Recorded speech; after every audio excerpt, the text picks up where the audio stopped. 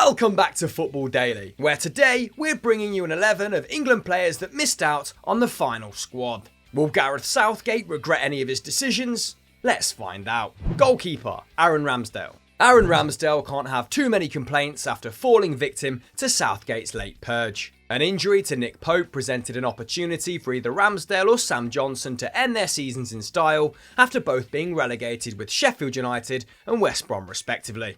But ultimately, it's Johnson who will be boarding the bus to Wembley for England's first game with Croatia. Statistically, there wasn't too much in it between the two keepers. Both hold save rates of 70.6%, with the baggy stopper conceding 11 more times from fewer minutes than Ramsdale, though he did have to make 23 more saves. Post-shot XG also suggested that Johnson prevented 4.3 more goals than he should have. 2.4 more than Ramsdale. Either way, bar a disaster, neither were going to appear in the tournament proper. And Ramsdale can feel buoyant from a strong turn of form that helped him enter the conversation. Give it a few years, and the 23-year-old could bounce back. Right back, Aaron Wan-Bissaka.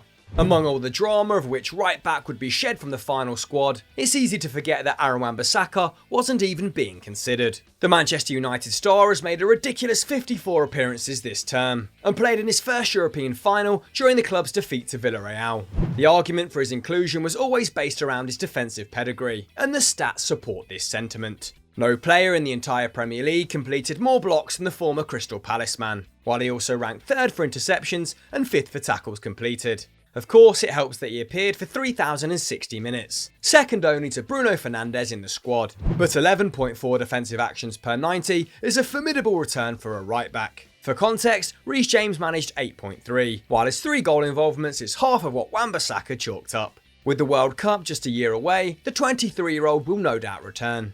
And with DR Congo desperate to win him over, it's important Southgate shows faith in Wan-Bissaka while he can. Centre-back, Ben White. Ben White's first foray into the England setup may not have lasted long, but it seems almost inevitable that he will return. The 23-year-old has been on Southgate's radar since his loan spell with Leeds United in 2019-20, which established him as one of the most exciting young English centre-halves in the game. He played every minute as the Peacocks stormed to promotion, making more interceptions than any other player in the Championship. His parent club Brighton remained firm in the face of predators last summer, and White eventually signed a new deal with the Seagulls. This season hasn't been as fortuitous for the Englishman, but he still appeared 36 times in the top flight, making 3.1 tackles and interceptions per 90. A key strength to White, which Southgate admires, is his positional flexibility. Fully expect to see White back at St George's Park much sooner than others on this list.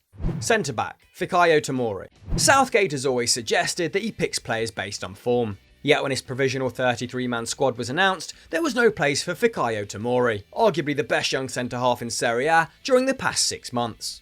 Tomori's loan spell with AC Milan has been nothing short of a triumph. He appeared 17 times in Italy, quickly ousting Alessio Romagnoli at the back. 2.5 blocks per 90 puts him among Europe's elite, while 12.7 pressures and 5.1 clearances are also both exceptional.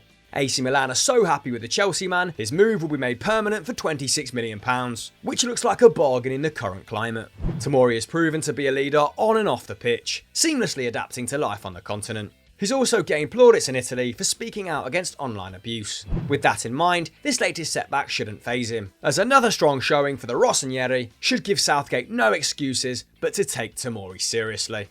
Left back, Ben Godfrey. While Ben Godfrey won't be joining Everton teammate Dominic Calvert-Lewin in the England setup, Southgate was quick to stress how impressed he'd been with the 23-year-old in training. Nevertheless, the future looks bright for a player who only joined the Toffees last summer for a £25 million fee.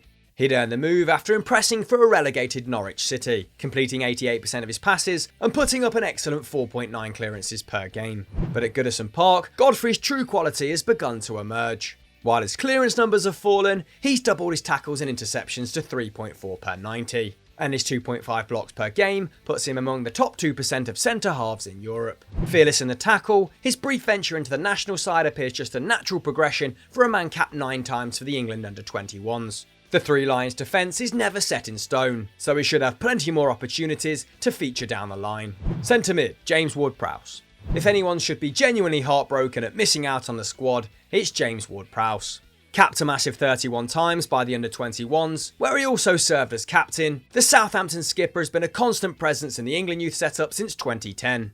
And after appearing 4 times for the senior side since 2020, even scoring against San Marino, the midfielder had every right to believe a major international tournament was in sight.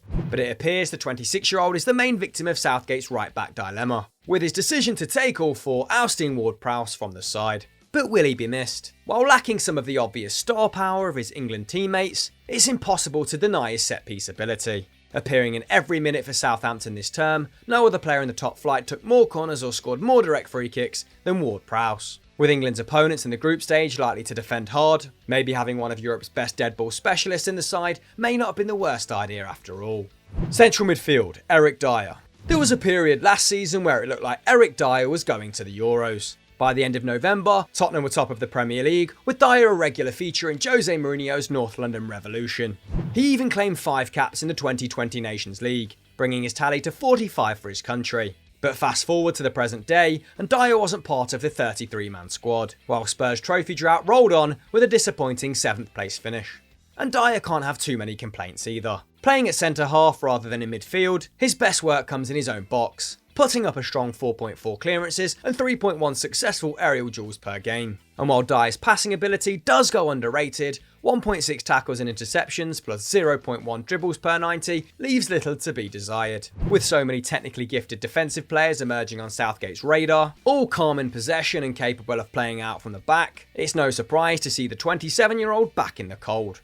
Central midfield, JamesMadison. In any other era, JamesMadison would likely be a regular international. But sadly for the Leicester playmaker, the Three Lions have rarely, if ever, boasted such a plethora of creative talent in midfield. Though perhaps the only true 10 relative to the midfielders chosen, Southgate's preference for either a 4-3-3 or a 5-2-3 doesn't present an obvious opportunity for Maddison, especially with the versatile duo of Mason Mount and Phil Foden in the side, both Champions League finalists who managed 25 league goal involvements between the pair of them.